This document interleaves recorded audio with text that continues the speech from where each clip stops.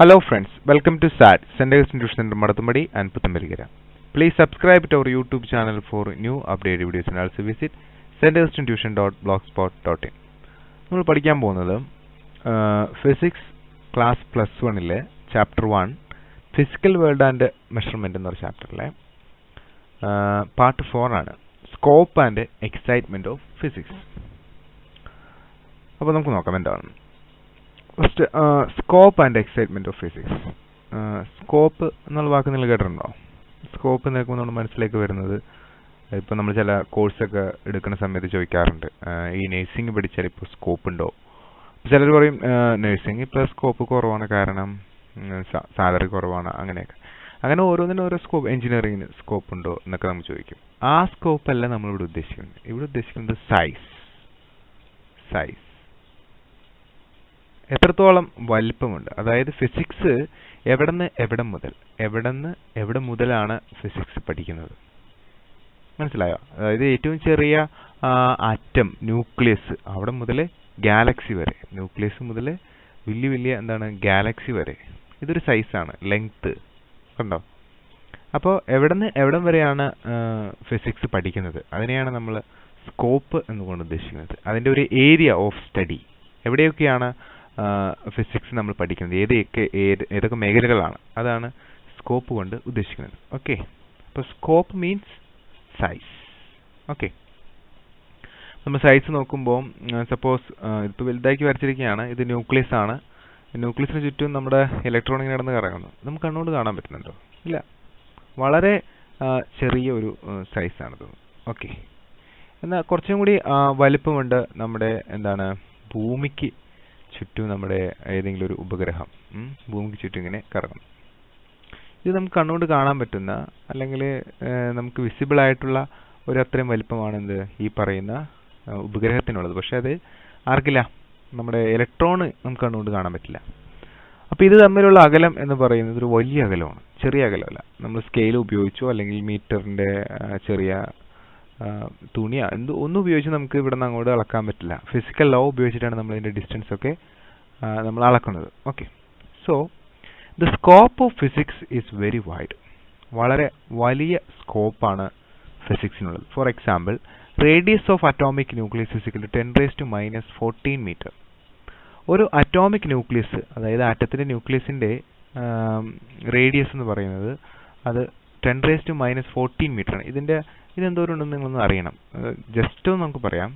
Just ഇപ്പോൾ നമ്മൾ ഇപ്പോൾ 1നെ നമ്മൾ 10 കഷ്ണങ്ങളാക്കി, അതായത് ഒരു മീറ്ററിൽ നമ്മൾ 10 കഷ്ണങ്ങളാക്കി കഴിഞ്ഞാൽ അത് 10⁻1. ഓക്കെ, ദാറ്റ് ഈസ് ഈക്വൽ, ഇത് മുകളിലോട്ട് എടുത്ത് എഴുതുമ്പോൾ 10⁻⁻1. ഓക്കെ, ഇപ്പം നിങ്ങളുടെ കയ്യിൽ 1 മീറ്റർ നീളം ഉള്ള ഒരു തുണി ഉണ്ടെന്ന് വിചാരിക്കുക, അല്ലെങ്കിൽ ഒരു വള്ളി ഉണ്ടെന്ന് വിചാരിക്കുക. നിങ്ങൾ അതിനെ 10 കഷ്ണങ്ങളാക്കണം, തുല്യമായ. അപ്പോൾ നമ്മൾ 10⁻⁻1 എന്ന് പറയും. കിട്ടിയോ? അതായത് നിങ്ങളുടെ കൈ ഇങ്ങനെ നിവർത്തി പിടിച്ചു കഴിഞ്ഞാൽ ഏകദേശം 1 മീറ്ററിന് എത്ര നീളം വരും. അതിനെ നിങ്ങൾ 10 കഷ്ണങ്ങളാക്കുക, ഇമാജിൻ. എന്നിട്ട് ഒരു കഷ്ണം എടുക്കുക, അത്രയും നീളം ഉണ്ടാവും ഇത്. ഓക്കെ, ഇനി ഇമാജിൻ നിങ്ങൾ അതേ 1 മീറ്ററിനെ നിങ്ങൾ 100 കഷ്ണങ്ങളാക്കുക. ഓക്കെ, അങ്ങനെയാണെങ്കിൽ 100 കഷ്ണമാണെങ്കിൽ 2 × 10 സ്ക്വയർ, അതായത് 10⁻⁻2. ക്ലിയർ? 1000 കഷ്ണങ്ങളാക്കുമ്പോൾ -3. ഓക്കെ, ഇനി നിങ്ങൾ 10,000 കഷ്ണങ്ങളാക്കുമ്പോൾ -4. ഓക്കെ, 1,00,000 കഷ്ണങ്ങളാക്കുമ്പോൾ -5. ക്ലിയർ? 10,00,000 കഷ്ണങ്ങളാക്കുമ്പോൾ -6. ഓക്കെ, നിങ്ങൾ 1 കോടി കഷ്ണങ്ങളാക്കുക. നിങ്ങളുടെ കൈയുടെ നീളത്തിന്റെ അത്രയുള്ള നിങ്ങളുടെ ആ തുണീനെ നിങ്ങൾ, അല്ലെങ്കിൽ ആ വയറിനെ അല്ലെങ്കിൽ വള്ളീനെ നിങ്ങൾ 1 കോടി കഷ്ണങ്ങളാക്കുക. സോ -7. ഇവിടെ എത്ര കിടക്കണമെങ്കിൽ -14. ഇനി നിങ്ങൾ ഊഹിച്ചോളൂ എന്തോരം. അപ്പോൾ ഈ ഒരു ഇത്രയും കഷ്ണങ്ങളാക്കിയിട്ട് അതിനകത്തൊരു കുഞ്ഞു കഷ്ണത്തിന്റെ നീളമാണ് നമ്മൾ ഈ പറഞ്ഞുകൊണ്ടിരിക്കുന്നത്. അപ്പോൾ -14 എന്ന് പറയുമ്പോൾ എത്ര ചെറുതായിരിക്കും? അത്രയും ചെറുതാണ് അറ്റോമിക് റേഡിയസ് ഓഫ് ന്യൂക്ലിയസ് എന്ന് പറയുന്നത്. അതുമുതൽ റേഡിയസ് ഓഫ് ദ യൂണിവേഴ്സിന്റെ റേഡിയസ് വളരെ വലുതാണ്, 10⁻25. 10⁻25 എന്ന് പറഞ്ഞു കഴിഞ്ഞാൽ 10 എന്ന് പറഞ്ഞാൽ 10 രൂപ. ഞാൻ നിങ്ങൾക്ക് 10 രൂപ തന്നു, 10⁻1. ഞാൻ നിങ്ങൾക്ക് 100 തന്നു എന്ന് പറഞ്ഞാൽ 10 സ്ക്വയർ. ഞാൻ നിങ്ങൾക്ക് 1000 രൂപ തന്നു എന്ന് പറഞ്ഞാൽ 10³ 10,000 തരുമ്പോൾ 10⁻4. ഓക്കെ, 1,00,000 തരുമ്പോൾ 10⁻5. ക്ലിയർ? 10 ലക്ഷം തരുമ്പോൾ 10⁶, 1 കോടി തരുമ്പോൾ 10⁷, 10 കോടി തരുമ്പോൾ 10⁸. ഓക്കെ, 100 കോടി തരുമ്പോൾ 10⁹. ഇനി എനിക്ക് പറ്റില്ല. അങ്ങനെ 25 വരെ പോകണം. 100 കോടി വരുമ്പോൾ തന്നെ 10⁹ ആയി. ഈ 100 കോടി ഇൻറ്റു 10 അതാണ് 10⁻10 എന്ന് പറയുന്നത്. മനസ്സിലായോ? ഇവിടെ വരുന്നത് 10⁻25 മീറ്റർ. അത്രയും റേഡിയസ് ആണ് യൂണിവേഴ്സ്. അത് യൂണിവേഴ്സ് ഇത്രയുണ്ടെങ്കിൽ യൂണിവേഴ്സിന്റെ സെന്ററിൽ നിന്ന് ഈ അറ്റം വരെയുള്ള അകലമാണ് 10⁻25 മീറ്റർ. ഓക്കെ, അത്രയും വരെ നമുക്ക് ഫിസിക്സിൽ പഠിക്കാൻ പറ്റുള്ളൂ. അതാണ് നമ്മുടെ റേഞ്ച്. അതായത് ഈ ഏറ്റവും ചെറിയ അളവ് മുതൽ ഈ അളവ് വരെയുള്ളത്, ഇതിന്റെ ഇടയിലുള്ളതാണ് നമ്മൾ ഫിസിക്സിൽ ഇപ്പോൾ പഠിച്ചുകൊണ്ടിരിക്കുന്നത്. ഇതാണ് നമ്മുടെ ഫിസിക്സിന്റെ scope in the case of length. മനസ്സിലായോ? നീളം, നമ്മൾ അതിന്റെ നീളം അളക്കുമ്പോൾ, അതായത് ഒരു സ്ഥലത്ത് നിന്നും മറ്റു സ്ഥലത്തേക്കുള്ള അകലത്തിനെ ബേസ് ചെയ്ത് നമ്മൾ പറയുമ്പോൾ, ലെങ്ത് എന്ന് പറയുന്ന ഡയമെൻഷനെ ബേസ് ചെയ്ത് പറയുമ്പോൾ, അറ്റോമിക് ന്യൂക്ലിയസ് മുതൽ യൂണിവേഴ്സ് വരെ എന്ന് പറയുന്ന ഒരു വലിയ റേഞ്ചാണ്. ആ റേഞ്ചിനകത്ത് നമ്മുടെ ഫിസിക്സിന്റെ സ്കോപ്പ് നിൽക്കും. ക്ലിയർ ആണോ? ഓക്കെ, ഇതാണ് നമ്മുടെ ആ റേഞ്ച് എന്ന് പറയുന്നത്. ഓക്കെ, ഇനി നമ്മൾ ടൈം എന്ന് പറയുന്ന ഒരു ഡയമെൻഷൻ എടുക്കുകയാണെങ്കിൽ, അതായത് ടൈം ടി. ടൈം നോക്കുകയാണെങ്കിൽ, time taken by a light to cross nuclear size is 10⁻22 second. അതായത് ഒരു ന്യൂക്ലിയസ് നമ്മൾ എടുക്കുക, അതിന് ചുറ്റും എന്താണ് ഇലക്ട്രോൺസ് ഇങ്ങനെ കറങ്ങിക്കൊണ്ടിരിക്കും. ആ ന്യൂക്ലിയറിന്റെ സൈസ് ഈ അറ്റം മുതൽ ഈ അറ്റം വരെ പ്രകാശത്തിന് സഞ്ചരിക്കാൻ എടുക്കുന്ന സമയം എന്ന് പറയുന്നത് 10⁻22 സെക്കൻഡാണ്. എന്ന് വെച്ച് കഴിഞ്ഞാൽ ഒരു സെക്കൻഡിനെ നിങ്ങൾ 10 എന്ന് എഴുതിയിട്ട് 22 സീറോ വേണം അങ്ങോട്ട്, ഉണ്ടോ? അത്രയും ഭാഗങ്ങളാക്കണം. അതിലൊന്ന് സമയം മതി. അതായത് ഒരു സെക്കൻഡിന്റെ 10⁻22, അതായത് 10 എന്ന് എഴുതിയിട്ട് 21 പൂജ്യം ഇടണം. അത്രയും ഭാഗമാണ് എന്ത്, അത്രയും സമയം മതി എന്താണ് ഒരു ന്യൂക്ലിയസിനെ കവർ ചെയ്യാനായിട്ട്. അതാണ് നമ്മുടെ ഏറ്റവും കുറഞ്ഞ റേഞ്ച് എന്ന് പറയുന്നത് ടൈമിന്റെ കേസിൽ, in the case of time. Clear? Okay, അപ്പോൾ ഒരു ന്യൂക്ലിയസ് കവർ ചെയ്യാൻ എടുക്കുന്ന ടൈം, അതായത് ഈ അറ്റം മുതൽ ഈ അറ്റം വരെ വെരി സ്മോൾ ടൈമാണ്. അതുപോലെ തന്നെ സൂര്യൻ എത്ര സൂര്യന്റെ ലൈഫ് ദൂരമാണ് എന്ന് ചോദിച്ചു കഴിഞ്ഞാൽ അത് 10⁻18 സെക്കൻഡാണ്. അത്രയും കാലം സൂര്യൻ നിലനിൽക്കുന്നതാണ് നമ്മുടെ കണക്കൂട്ടൽ. അത് കഴിഞ്ഞാൽ സൂര്യൻ നശിച്ചു പോവും എന്നൊക്കെയാണ് നമ്മൾ പറയുന്നത്. നമുക്ക് അറിയില്ല, നടക്കാൻ പോകുന്ന കാര്യമാണ്, ഫ്യൂച്ചറാണ്. എനിവേ, ആ സൂര്യൻ എത്ര കാലം നിലനിൽക്കും എന്ന് നമ്മൾ പറയുന്ന ആ ഒരു സംഖ്യ ഉണ്ടല്ലോ, അത്രയും ടൈം, അത്രയും സെക്കൻഡ്, 10⁻18 സെക്കൻഡാണ് സൂര്യന്റെ ലൈഫ് നമ്മൾ പറഞ്ഞിരിക്കുന്നത്. നമ്മുടെ സൂര്യൻ. ഓക്കെ, ഇയാളുള്ളത് കൊണ്ടാണ് നമ്മുടെ ഭൂമിയിലൊക്കെ എന്താണ് പ്ലാന്റ്സ് ഒക്കെ എന്താണ് ആഹാരം പാകം ചെയ്ത് നമ്മളൊക്കെ വെട്ടി വീഴുന്നത്. അപ്പൊ ഈ പുള്ളിക്കാരൻ എപ്പോഴെങ്കിലും പോവും. അങ്ങനെ എൻ്റെ എനർജിയൊക്കെ നിർത്തും, വർക്കിംഗ് ഒരു ദിവസം ആൾ നിർത്തും ആവശ്യമായിട്ട്. അത് 10⁻18 സെക്കൻഡ് ടൈമാണ് എടുക്കുന്നത്. അപ്പൊ ടൈമിന്റെ റേഞ്ച് ആണ് തന്നിരിക്കുന്നത് ഇവിടുന്ന് ഇവിടം വരെ. ക്ലിയർ ആണ്? 10⁻−2 സെക്കൻഡ് മുതൽ 10⁻18 സെക്കൻഡ് വരെ. അപ്പോൾ ഇതൊരു സ്കോപ്പാണ്. നമുക്ക് ഇതിൽ താഴെയുള്ളതിനെ കുറിച്ചോ അല്ലെങ്കിൽ ഈ പറഞ്ഞ സൂര്യന്റെ ലൈഫ് അതിനേക്കാൾ മീതിനെ കുറിച്ച് നമുക്ക് പഠിക്കാൻ പറ്റില്ല. അതിന്റെ ഇടയിലുള്ളതിനെ കുറിച്ചാണ് നമ്മൾ എന്ത് ചെയ്യുന്നത്, പഠിക്കുന്നത്. അത്രയും ടൈമിന്റെ ഇടയിലുള്ള കാര്യങ്ങളാണ് നമ്മൾ ചർച്ച ചെയ്യുന്നത്, ഫിസിക്സിൽ നമ്മൾ പഠിക്കുന്നത്. അതാണ് ഫിസിക്സിന്റെ ടൈമിനെ കുറിച്ച് നമ്മൾ സംസാരിക്കുകയാണെങ്കിൽ ഫിസിക്സിന്റെ സ്കോപ്പ്. Okay, clear? ഇനി നമുക്ക് മാസ് എടുക്കാം. അപ്പൊ നമ്മൾ രണ്ട് കാര്യങ്ങൾ നേരത്തെ പറഞ്ഞത്, ലെങ്ത്തിനെ കുറിച്ച് സംസാരിച്ചു, നീളം, ടൈമിനെ കുറിച്ച് സംസാരിച്ചു. ഇനി വളരെ പ്രധാനപ്പെട്ട മറ്റൊരു ഫിസിക്കൽ ഡയമെൻഷൻ മാസ് എന്ന് പറയുന്നത് വെയിറ്റ്. ഒരു ഇലക്ട്രോൺ ആണ് നമുക്ക് ഏറ്റവും ചെറിയ പാർട്ടികളായിട്ട് എടുക്കാൻ പറ്റുന്നത് ഇലക്ട്രോൺ ആണ്. ആ ഇലക്ട്രോണിന്റെ വെയിറ്റ് എന്ന് പറയുന്നത് 10⁻30 കിലോഗ്രാം ആണ്. ഓക്കെ, എന്താണ് ഈ -30 എന്നുള്ളത് നമ്മൾ പറഞ്ഞില്ലേ, 1/10 എഴുതിയിട്ട് നിങ്ങൾ ഇങ്ങോട്ട് 29 പൂജ്യം ഇടണം. ഉണ്ടോ? അത്രയും കഷ്ണങ്ങളാക്കിയിട്ട് അതിനകത്ത് ഒരു കഷ്ണത്തിന്റെ വെയിറ്റ്. അപ്പോൾ mass of an electron is എന്താണ്, 10⁻30. ഇലക്ട്രോൺ നമ്മുടെ മനസ്സിൽ ഇലക്ട്രോൺ എന്ന് പറഞ്ഞു കഴിഞ്ഞാൽ ഒരു പന്തോ അല്ലെങ്കിൽ ഒരു ഉണ്ട പോലെയൊക്കെയാണ്. അങ്ങനെയൊന്നും അല്ല, ഇതൊരു എഫക്റ്റ് ആണ് ശരിക്കും. നമ്മൾ അതിനെക്കുറിച്ച് ഡീറ്റെയിൽ ആയിട്ട് പിന്നീട് പഠിക്കും. ഇപ്പൊ തൽക്കാലം ഇത്ര മനസ്സിലാക്കാം. മാസ് ഓഫ് ഇലക്ട്രോണിന്റെ വെയിറ്റ് എന്ന് പറയുന്നത് 10⁻30 കിലോഗ്രാം ആണെങ്കിൽ നമ്മുടെ മാസ് ഓഫ് നമ്മുടെ യൂണിവേഴ്സ്, ഈ പ്രപഞ്ചം മൊത്തം, അതിന്റെ വെയിറ്റ് എന്ന് പറയുന്നത് 10⁻55 കിലോഗ്രാം ആണ്. അപ്പോൾ നമുക്ക് ഈ യൂണിവേഴ്സിനെ കുറിച്ചൊരു ധാരണ വേണം. എന്താണ് യൂണിവേഴ്സ് എന്നുള്ളത്? ഫോർ എക്സാമ്പിൾ, ഈ വരച്ചിരിക്കുന്ന ഈ സമചതുരം ഈ ചതുരം യൂണിവേഴ്സ് ആണെന്ന് നിങ്ങൾ സങ്കല്പിക്കുക. ഈ യൂണിവേഴ്സിലെ ഒരു നക്ഷത്രമാണ് സൂര്യൻ. ഈ സൂര്യന് ചുറ്റും കറങ്ങുന്ന 9 ഗ്രഹങ്ങളുണ്ട്. 9 ഗ്രഹങ്ങളാണ് നമ്മൾ പഠിച്ചേക്കുന്നത് ചെറുപ്പത്തിലൊക്കെ. ആ 9 ഗ്രഹങ്ങൾ അതിനകത്ത് പ്ലൂട്ടോനെ എടുത്ത് മാറ്റി. അപ്പോൾ ഈ ഗ്രഹങ്ങൾ ഇതെല്ലാം ഉൾപ്പെടുന്ന, സൂര്യൻ എന്ന് പറഞ്ഞാൽ നമുക്കറിയാം വലുതാണ്, ഈ ഗ്രഹങ്ങളും വലുതാണ്. അതിനകത്ത് നമ്മുടെ ജൂപ്പിറ്റർ, വ്യാഴം എടുത്തു കഴിഞ്ഞാൽ 64 ഉപഗ്രഹങ്ങളുണ്ട്. അപ്പോൾ വളരെ വലുതാണ് ഈ പറഞ്ഞ വ്യാഴവും ഭൂമിയും ഒക്കെ. എങ്കിലും ഇവരെല്ലാവരും ചേർന്ന് നിൽക്കുന്ന ഈ ഒരു സ്പേസിന്, ഇത്രയും സ്ഥലത്തിന് നമുക്ക് സോളാർ സിസ്റ്റം എന്ന് പറയാം. അപ്പോൾ ഒരു നക്ഷത്രമാണ് സൂര്യനാണ് ഈ പറഞ്ഞത്, സൂര്യന് ചുറ്റും. ഇപ്പുറത്ത് വേറൊരു നക്ഷത്രമുണ്ട്, അതിന് ചുറ്റും ഇതേപോലെ ഗ്രഹങ്ങളുണ്ട്. ഓക്കെ, അത് വേറൊരു നക്ഷത്രം, സൂര്യനേക്കാൾ വലുതുണ്ട് ചെറുതുണ്ട്. ഇപ്പുറത്ത് വേറെ, അങ്ങനെ എത്ര നക്ഷത്രമുണ്ട്? കോടിക്കണക്കിന്. എത്രയാണ്? കോടിക്കണക്കിന് നക്ഷത്രങ്ങളുണ്ട്. അങ്ങനെ കോടിക്കണക്കിന് നക്ഷത്രങ്ങളെല്ലാം ചേർന്നൊരു സിസ്റ്റം, അതിനെ നമുക്ക് ഗാലക്സി എന്ന് പറയാം. ഗാലക്സി. അങ്ങനെ നമ്മുടെ ഒരു ഗാലക്സിയാണ് മിൽക്കി വേ. നമ്മുടെ സൂര്യൻ ഉൾപ്പെടുന്ന ഗാലക്സിയാണ് മിൽക്കി വേ. അതായത് നിങ്ങൾ മനസ്സിലാക്കണം, നമ്മുടെ സൂര്യൻ എന്ന് പറഞ്ഞാൽ നമ്മുടെ ഗാലക്സിയിലെ ഏറ്റവും വളരെ ചെറിയൊരു നക്ഷത്രമാണ്. സൂര്യനേക്കാളും വളരെ വലിയ നക്ഷത്രങ്ങൾ കുറേയുണ്ട്. അതിന് ചുറ്റും ഗ്രഹങ്ങളുണ്ട്. പക്ഷെ നമുക്ക് അങ്ങോട്ടൊന്നും പോകാൻ പറ്റില്ല, ഒരുപാട് സമയമെടുക്കും, ഒരുപാട് കാലമെടുക്കും. അങ്ങനെ കോടാനുകോടി നക്ഷത്രങ്ങളും അവയ്ക്ക് ചുറ്റുമുള്ള ഗ്രഹങ്ങളൊക്കെ ചേർന്നതാണ് ഒരു ഗാലക്സി. ഇതൊരു ഗാലക്സിയാണ് സാധാരണ. ഇതേപോലത്തെ വേറെ ഗാലക്സി ഉണ്ട്. അപ്പോൾ രണ്ടാമത്തെ ഗാലക്സി. അങ്ങനെ എത്ര ഗാലക്സി ഉണ്ടെന്ന് വെച്ച് കഴിഞ്ഞാൽ കോടിക്കണക്കിന് ഗാലക്സി ഉണ്ട്. കോടിക്കണക്കിന് ഗാലക്സി. അത്രയും വലുതാണ് ഈ പ്രപഞ്ചം അഥവാ യൂണിവേഴ്സ് എന്ന് പറയുന്നത്. ആ യൂണിവേഴ്സിന്റെ മാസ് എന്ന് പറയുന്നത് നമ്മൾ കാൽക്കുലേറ്റ് ചെയ്തേക്കുന്നത് 10⁵55 കിലോഗ്രാം. അപ്പോൾ മാസിന്റെ ഇതിന്റെ അപ്പുറത്തേക്ക് നമുക്ക് പഠിക്കാനായിട്ട് പറ്റില്ല. മാസിന്റെ റേഞ്ച് എന്ന് പറഞ്ഞു കഴിഞ്ഞാൽ mass of universe is 10⁵55 kilogram and the range is 10⁻30 kilogram to 10⁵55 kilogram. ഇതാണ് അതിന്റെ സ്കോപ്പ്, അതിന്റെ ഏരിയ. ഇതിന്റെ ഇടയിലാണ് നമ്മൾ വെയിറ്റ് അഥവാ മാസിനെ കുറിച്ച് പഠിക്കുന്നത്. Okay, clear. അപ്പോൾ നമ്മളിപ്പോൾ പഠിച്ച ഈ 3 റേഞ്ച് ഉണ്ടല്ലോ, അതായത് ലെങ്ത്, ടൈം, മാസ്, ഇതെല്ലാത്തിനെയും കൂടി ചേർത്ത് നമുക്ക് എന്ത് പറയാം? ഫിസിക്സിന്റെ ഡൊമൈൻ ആണെന്ന് പറയാം. All these wide range of measurements are in the domain of physics. എന്താണ് സാർ ഡൊമൈൻ എന്ന് പറയുന്നത്?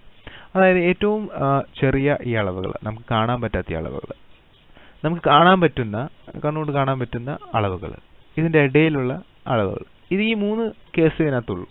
അപ്പോൾ അതിനകത്ത് നമുക്കിതിനെ ക്ലാസിഫൈ ചെയ്യുകയാണെങ്കിൽ നമുക്ക് കാണാൻ പറ്റാത്ത ഏറ്റവും ചെറുതിനെ നമ്മൾ മൈക്രോ എന്ന് പറയും. ഓക്കെ, കാണാൻ പറ്റുന്ന ഏറ്റവും വലുതിനെ നമ്മൾ മാക്രോ എന്ന് പറയും. ഇപ്പം നിങ്ങൾ പഠിക്കുന്നത് +1 +2 നിങ്ങൾ പഠിക്കുന്നത് മാക്രോ ആണ്. +1 നിങ്ങൾ പഠിക്കുന്നത് മാക്രോ ക്ലാസിക്കൽ ഫിസിക്സ് ആണ്. നമ്മൾ ക്ലാസിക്കൽ ഫിസിക്സ് എന്താണെന്നൊക്കെ ഇതിന് മുന്നത്തെ വീഡിയോയിൽ എക്സ്പ്ലെയിൻ ചെയ്തിട്ടുണ്ട്. അപ്പോൾ മാക്രോ നമുക്ക് കണ്ണോട് കാണാൻ പറ്റുന്ന ലോസാണ് നമ്മൾ പഠിക്കുന്നത്. ക്വാണ്ടം മെക്കാനിസം അതുപോലെ തന്നെ വളരെ മൈന്യൂട്ടായിട്ട് ന്യൂക്ലിയർ ഫിസിക്സ് ഒക്കെ ഇതിലൊക്കെ വരും. അതൊക്കെ മൈക്രോ ഇതിനകത്ത് വരുന്ന കാര്യങ്ങളാണ്. നാനോ ടെക്നോളജി അങ്ങനെയുള്ളതൊക്കെ നമുക്ക് കണ്ണോട് കാണാൻ പറ്റില്ല. ഇതിന്റെ രണ്ടിന്റെ നടുവിൽ ഒരു 1000 ആറ്റങ്ങൾ, അതിനെക്കുറിച്ചൊക്കെ പഠിക്കുമ്പോൾ ഒരുമിച്ച് നമ്മൾ പറയുന്നതാണ് മീസോ എന്ന് പറയും. ക്ലിയർ ആണോ? ഓക്കെ, അപ്പം 3 ഡൊമൈനാണുള്ളത്. ഒന്ന് മൈക്രോ, മീസോ, മാക്രോ. ഇത് മീസിനെ കുറിച്ച് നമ്മൾ സംസാരിക്കാറില്ല. മൈക്രോ, മാക്രോ, അതിന്റെ ഇടയിൽ വരുന്നതാണ് മീസോ എന്ന് പറയുന്നത്. അപ്പോൾ മൈക്രോ എന്താണെന്ന് വെച്ചാൽ വളരെ സ്മോൾ പാർട്ടിക്കിൾസ്, മാക്രോയിൽ വളരെ വലുത്. മാക്രോയിൽ നമ്മൾ യൂണിവേഴ്സിനെ കുറിച്ചും ഗ്രഹങ്ങളെക്കുറിച്ചും ഭൂമിയിലുള്ളതിനെ കുറിച്ചും ഒക്കെ പഠിക്കും. പക്ഷെ മൈക്രോയിൽ നമ്മൾ അറ്റങ്ങൾ, മോളിക്യൂൾസ്, ന്യൂക്ലിയസ്, അങ്ങനെ വളരെ ചെറിയ കാര്യങ്ങളാണ് മൈക്രോയിൽ പഠിക്കുക. Okay, so micro, macro, then meso. These are the domains of എന്താണ് ഫിസിക്സ്. അപ്പോൾ ഫിസിക്സിന്റെ റേഞ്ചാണത്. അത്രയും റേഞ്ചിന്റെ ഇടയിലാണ് ഫിസിക്സ് നമ്മൾ പഠിക്കുന്നത്. അപ്പോൾ അത് നോക്കാം. നമുക്ക് മൈക്രോസ്കോപ്പിക് ഡൊമൈൻ എന്ന് പറഞ്ഞാൽ it includes phenomena at the laboratory, terrestrial and astronomical scales. നിങ്ങളുടെ ലാബിലുള്ളതും ഭൂമിയിലുള്ളതും അതുപോലെ തന്നെ ഭൂമിക്ക് പുറത്തുള്ളതെല്ലാം എന്താണ് നമ്മൾ മൈക്രോസ്കോപ്പിക് ആണ്, നിങ്ങൾ കണ്ടുകൊണ്ട് കാണാൻ പറ്റുന്നത്. അതിന്റെ microscopic domain includes atomic, molecular and nuclear phenomena. ഏറ്റവും ആറ്റത്തിന്റെ ഉള്ളിലേക്ക് കയറി ചെല്ലുമ്പോൾ അവിടെയുള്ള ഫിനോമിന, മോളിക്കുലർ, നമുക്ക് കണ്ണുകൊണ്ട് കാണാൻ പറ്റാത്ത ചെറിയ കാര്യങ്ങളാണ് മൈക്രോസ്കോപ്പിക് ഡൊമൈനിൽ വരുന്നത്. ക്ലാസിക്കൽ ഫിസിക്സ് എന്ന് പറയുന്നത് deals mainly with macroscopic phenomena and include subjects like mechanics ഉണ്ട്, അതിനകത്ത് ഇലക്ട്രോഡൈനാമിക്സ് ഉണ്ട്, ഒപ്റ്റിക്സ് ഉണ്ട് ആൻഡ് തെർമോഡൈനാമിക്സ്. നമുക്ക് ഓരോ നോക്കാം. ഫസ്റ്റ് വൺ മെക്കാനിക്സ് എന്താണെന്ന് നോക്കാം. Mechanics founded on Newton's law of motion and the law of gravitation. Law of ഗ്രാവിറ്റേഷനും അതുപോലെ തന്നെ നിങ്ങൾ പഠിച്ചിട്ടുണ്ടാവും, നമ്മുടെ മെക്കാനിക്കൽ എഞ്ചിനീയറിംഗ് കേട്ടിട്ടുണ്ടാവും നിങ്ങൾ. അപ്പോൾ അതിനൊക്കെ മെക്കാനിക്സിൽ വരുന്നതാണ്. നമ്മൾ പിന്നീട് ഡീറ്റെയിൽ ആയിട്ട് ലോസ് ഓഫ് മോഷനിലൊക്കെ ഇതിനെക്കുറിച്ച് പഠിക്കും. റിജിഡ് ആൻഡ് ഡീഫോമബിൾ ബോഡീസ്, വെറുതെ ഇരിക്കുന്ന ബോഡി അല്ലേ, നമുക്ക് കണ്ണുകൊണ്ട് കാണാൻ പറ്റുന്ന കുറച്ചും കൂടി വലിപ്പമുള്ള ബോഡിനെ കുറിച്ചൊക്കെ ഇതിനകത്ത് പഠിക്കുന്നത്. The propulsion of a rocket by a jet of ejecting gases, rocket മുകളിലേക്ക് പോകുന്നതും അതുപോലെ തന്നെ പ്രൊപ്പഗേഷൻ ഓഫ് വാട്ടർ വേവ്സ് ഉണ്ടാവുന്നതും സൗണ്ട് വേവ്സ് ഉണ്ടാവുന്നതും, മറ്റ് റോഡ് അണ്ടർ എ ലോഡ്, നമ്മൾ ഒരു ലോഡ് നമ്മൾ പറയാറില്ലേ, ലോഡ് കയറ്റി വയ്ക്കുന്നത് എന്തിൻ്റെ, നമ്മൾ ഒരു എന്താ പറയുക, തൂക്കങ്ങളൊക്കെ നിങ്ങൾ പഠിച്ചിട്ടുണ്ടാവും, 1 കിലോ 2 കിലോത്തിൻ്റെ കട്ടികളൊക്കെ. അതുപോലെ തന്നെ ഉത്തോലം എന്നൊക്കെ കേട്ടിട്ടുണ്ടാവും മലയാളത്തിൽ, അതായത് എന്തെങ്കിലും നമ്മൾ ഇങ്ങനെ പാര വെച്ചിട്ട് പൊക്കിയെടുക്കുന്നത്. അപ്പോൾ അതിൻ്റെയൊക്കെ വർക്കിങ്സ് അങ്ങനെയുള്ള കാര്യങ്ങളൊക്കെ എന്തിനകത്ത് മെക്കാനിക്സിൽ വരും. ശരിക്കും പറഞ്ഞാൽ മെക്കാനിക്സ് എന്ന് പറഞ്ഞാൽ നമ്മുടെ എഞ്ചിനീയറിംഗ്, പക്ക engineering, are problems of mechanics. നമ്മൾ കേട്ടിട്ടുണ്ടാവും മെക്കാനിക്സ് എന്ന് കേട്ടിട്ടുണ്ടെങ്കിൽ ആരെയാണ്, വണ്ടിയൊക്കെ നന്നാക്കുന്നവരാണ് അല്ലേ, ശരിയാണ്.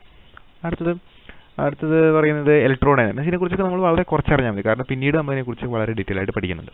ഇപ്പോൾ ഇലക്ട്രോ ഡൈനാമിക്സ് എന്ന് പറഞ്ഞാൽ deals with electric and magnetic phenomena, വൈദ്യുതവും അതുപോലെ കാന്തികമായിട്ടുള്ള കാര്യങ്ങളാണ്, ചാർജുകൾ.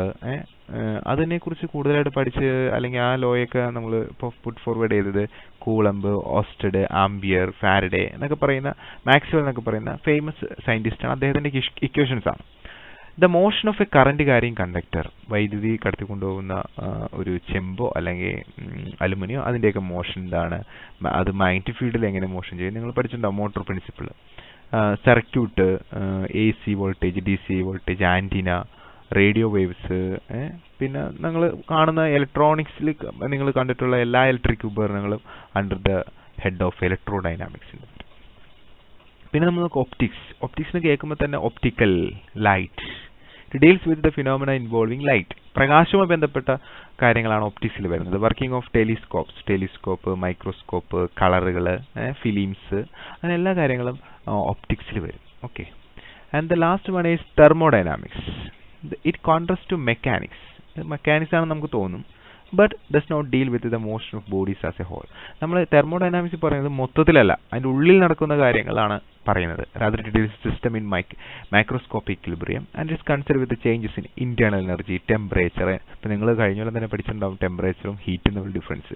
അതൊന്നും നമുക്ക് പുറമേ നിന്നല്ല നമ്മൾ പറയുന്നത്. ടെമ്പറേച്ചറും it is the average kinetic energy of the molecules. Entropy എന്ന് പറഞ്ഞു കഴിഞ്ഞാൽ അതിൻ്റെ റെഗുലർ അറേഞ്ച്മെൻറ്റിലുണ്ടാവുന്ന ഓർഡറിനെ എൻട്രോപ്പി എന്ന് പറയുന്നത്. അതൊക്കെ നിങ്ങൾ പിന്നീട് കെമിസ്ട്രിയിൽ +1 പഠിക്കുന്നതാണ്. ഇന്റേണൽ എനർജി എന്താണെന്നൊക്കെ നിങ്ങൾ പഠിക്കും. തെർമോഡൈനാമിക്സ് ഫിസിക്സിലുണ്ട്, കെമിസ്ട്രിയിലുണ്ട്, രണ്ടിലും പഠിക്കും. So of the system through external work and transfer of heat. അപ്പോൾ ഇവിടെ പറയുന്നത് ഹീറ്റും വർക്കും തമ്മിൽ ബന്ധം, അങ്ങനെയുള്ള കാര്യങ്ങളൊക്കെയാണ് തെർമോഡൈനാമിക്സിൽ വരുന്നത്. നമ്മൾ ഡീറ്റെയിൽ ആയിട്ട് പോകുന്നില്ല, അത് പിന്നീട് ഈ ചാപ്റ്റർ ആയിട്ട് വരുമ്പോൾ നമ്മൾ എടുക്കുന്നതായിരിക്കും. The efficiency of heat engines and refrigerator. നിങ്ങൾ റെഫ്രിജറേറ്റർ കണ്ടിട്ടുണ്ടാവും, ഹീറ്റ് എഞ്ചിൻ കണ്ടിട്ടുണ്ടാവും അല്ലേ. അപ്പോൾ ഫിസിക്കൽ ആൻഡ് കെമിക്കൽ പ്രോസസ്സൊക്കെ അതിനകത്ത് നടക്കുന്നുണ്ട്. അതൊക്കെയാണ് തെർമോഡൈനാമിക്സിൻ്റെ സ്കോപ്പായിട്ട് വരുന്നത്. Okay, clear. ഇനി നമുക്ക് മൈക്രോസ്കോപ്പിക് ഡൊമൈൻ നോക്കാം. മൈക്രോസ്കോപ്പിക് ഡൊമൈൻ ഓഫ് ഫിസിക്സ് എന്ന് പറയുന്നത് വെരി സിമ്പിളാണ്. നമ്മൾ ഇലക്ട്രോൺസ്, ഫോട്ടോൺസ്, പ്രോട്ടോൺസ്, അല്ല ഏറ്റവും ചെറിയ ലെവലിനെ കുറിച്ച് നമ്മൾ ചിന്തിക്കുമ്പോഴാണ് അത് മൈക്രോസ്കോപ്പിക് എന്ന് പറയുന്നത്. The microscopic domain of physics deals with the constitution and structure of matter at the minute scale of atoms and nuclei, and even lower scale of length, and their interaction with the different probes such as electrons, photons, and other elementary particles. വളരെ ചെറിയ particles, നമുക്ക് കണ്ണുകൊണ്ട് കാണാൻ പറ്റാത്ത, അതിനെക്കുറിച്ചൊക്കെ നമ്മൾ പഠിക്കുമ്പോൾ അതിനെ മൈക്രോസ്കോപ്പിക് ഡൊമൈൻ എന്ന് പറയാം. മനസ്സിലായോ? ക്ലിയർ? അപ്പോൾ അതിനെക്കുറിച്ച് ഡീറ്റെയിൽ ആയിട്ട് നമ്മൾ പിന്നീട് വരുന്നുണ്ട്. ഓക്കെ, നെക്സ്റ്റ് ഈസ് നമ്മുടെ സ്കോപ്പ് ആൻഡ് എക്സൈറ്റ്മെന്റ് ഫിസിക്സിലെ എക്സൈറ്റ്മെന്റ് ആണ്. എന്താണ് എക്സൈറ്റ്മെന്റ്? ഒരു അത്ഭുതം, അല്ലെങ്കിൽ അതങ്ങനെ സംഭവിക്കുമ്പോൾ നമ്മളിങ്ങനെ നിന്ന് പോവില്ലേ, അതാണ് നമ്മൾ എക്സൈറ്റ്മെന്റ് എന്ന് പറയുന്നത്. ശരിയാണ്, അങ്ങനെ തന്നെയാണ് ഇവിടെ അർത്ഥമാക്കുന്നത്. പണ്ടൊക്കെ എൻ്റെയൊക്കെ വീട്ടിൽ, ഞങ്ങളുടെയൊക്കെ നാട്ടിൽ TV ഒന്നും ഉണ്ടായിരുന്നില്ല. അപ്പോൾ അന്നൊക്കെ ഒരു വീട്ടിലാണ് ഒരു TV ഉള്ളത്. അപ്പോൾ ഞങ്ങളൊക്കെ അവിടെ പോയിരുന്ന TV ആണ്. അപ്പോൾ ആ TV black and white TV ആണ്. അപ്പോൾ അന്ന് സിനിമകളൊക്കെ ബ്ലാക്ക് ആൻഡ് വൈറ്റ് ആണ്, നസീറിൻ്റെയും ഷീലയുടെ ഒക്കെ കാലഘട്ടത്തിലെ സിനിമകൾ. അപ്പോൾ എക്സൈറ്റ്മെന്റ് എന്ന് പറയുമ്പോൾ ഞങ്ങളെ സംബന്ധിച്ച് അന്ന് ഇതുപോലെ ബ്ലാക്ക് ആൻഡ് വൈറ്റ് TV ഇരുന്ന് കാണുന്നു അല്ലേ. പിന്നീട് എക്സൈറ്റ്മെന്റ് വരുന്ന എപ്പോഴാണെന്നറിയോ? കളർ TV, ഹൈ, എല്ലാം കളറായി. അപ്പോൾ നമ്മൾ പെട്ടെന്ന് എക്സൈറ്റഡ് ആവും. കൊള്ളാല പരിപാടി. കുറച്ചാൾ കഴിഞ്ഞപ്പോൾ TV നമ്മൾ അവിടെ പോയി തിരിക്കേണ്ട, എന്താണ്, റിമോട്ട് കൺട്രോൾ വന്നു. അപ്പോൾ നമ്മൾ കുറച്ചും കൂടി എക്സൈറ്റഡ് ആയി. ഇവിടെ നിൽക്കിക്കഴിഞ്ഞാൽ അതെങ്ങനെ ചാനൽ മാറും, പിന്നെ കേബിൾ വന്നു അല്ലേ, പിന്നെ TVയുടെ മുഖം തന്നെ മാറിപ്പോയി. TV 3D, HD, LCD, 4K, 5K എന്നൊക്കെ പറഞ്ഞ് കുറേ ടിവികൾ വന്നു. അപ്പോൾ ഇതൊക്കെ കാണുമ്പോൾ നമ്മൾ എക്സൈറ്റഡ് ആവുകയാണ്. അയ്യോ, ഇതെങ്ങനെ സംഭവിക്കുന്നു? വളരെ നമുക്ക് അത്ഭുതം തോന്നും, ശരിയല്ലേ?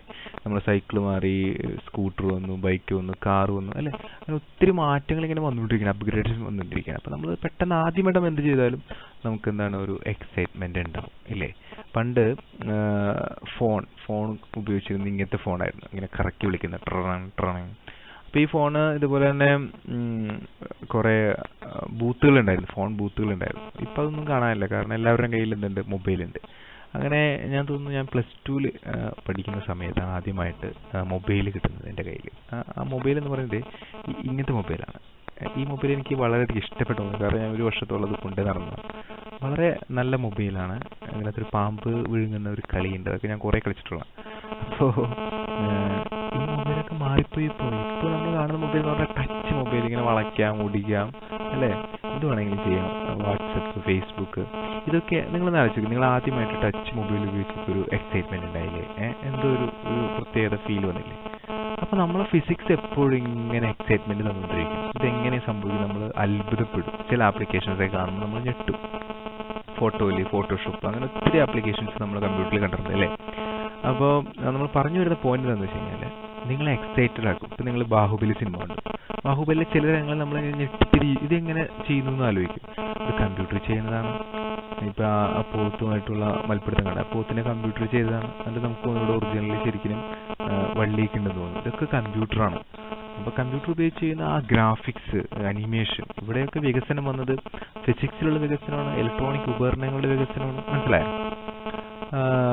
എൻ്റെ ഒരു ആഗ്രഹമായിരുന്നു ഞാൻ പ്ലെയിനിൽ കയറുന്നത്. അപ്പോൾ പ്ലെയിനിൽ കയറുമ്പോൾ ഫസ്റ്റ് ഞാൻ കയറിയപ്പോൾ എനിക്ക് ഭയങ്കര വലിയൊരു എക്സൈറ്റ്മെന്റ് ആയിരുന്നു. ഞാൻ കയറിയിട്ടില്ല, അങ്ങനെ ആയിരിക്കില്ലേ? ആവും. നിങ്ങളും ആദ്യമായിട്ട് പ്ലെയിനിൽ കയറുമ്പോൾ അങ്ങനെയൊക്കെ തന്നെ ആയിരിക്കും. അപ്പോൾ എക്സൈറ്റ്മെന്റ് എന്ന് പറഞ്ഞു കഴിഞ്ഞാൽ നമ്മൾ ഫിസിക്സ് എപ്പോഴും എക്സൈറ്റ്മെന്റ് ചെയ്തുകൊണ്ടിരിക്കുകയാണ്. നമ്മുടെ വീട്ടിൽ ഉപയോഗിക്കുന്ന പല ഉപകരണങ്ങളും, വാഷിംഗ് മെഷീൻ, TV, ഫ്രിഡ്ജ്, ഇതൊക്കെ നമ്മൾ എക്സൈറ്റ്മെന്റ് ചെയ്തുകൊണ്ടിരിക്കുകയാണ്. നമ്മളിന്ന് കാണുന്ന ന്യൂ ഫിലിംസ്, ഇതൊക്കെ കാണുമ്പോൾ. അപ്പോൾ ഇതൊക്കെ ഫിസിക്സിന്റെ സംഭാവനകളാണ്. മനസ്സിലായോ? മെഡിക്കൽ ഫീൽഡിൽ നമ്മൾ ചെയ്തു കഴിഞ്ഞാൽ സ്കാനിങ്, എക്സ്റേ, അങ്ങനെ ഒരുപാട് കാര്യങ്ങൾ മെഡിക്കൽ ഫീൽഡിലുണ്ട്.